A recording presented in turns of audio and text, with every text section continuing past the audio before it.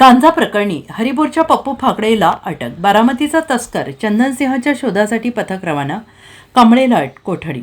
ओडिसातून मागवलेल्या 42 लाखांच्या गांजा प्रकरणी संशयित विजय उर्फ पप्पू बजरंग फाकडे वय वर्ष 44 राहणार हरिपूर तालुका मिरज याला पोलिसांनी अटक केली आहे। या प्रकरणी अटक केलेला संशयित विकी विजय कांबळे वय वर्ष 32 राहणार भीमनगर पिंपरी रोड जाळोची तालुका बारामती याला न्यायालयाने 5 दिवस पोलीस कोठडी दिली आहे।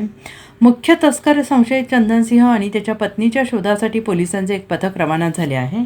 हरिपूर तालुका मिरज येथील संशयित पप्पू फाकडे याला गांजा विक्री करण्यासाठी आंतरराज्य तस्कर विकी कांबळे याच्या सांगली स्थानिक गुन्हे शाखा अन्वेषण शाखा आणि कुपवाड पोलिसांनी पाठलाग करून मुसक्या आवळल्या।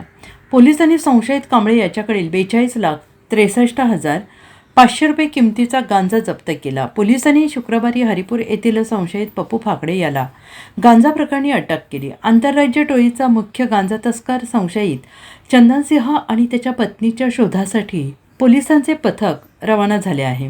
ओडिसामधील मुख्य तस्कर जॉकी याचे मोठे नेटवर्क कार्यरत आहे।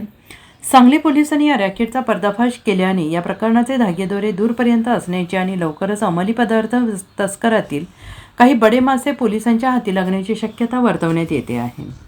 Bureau report SBN Marathi.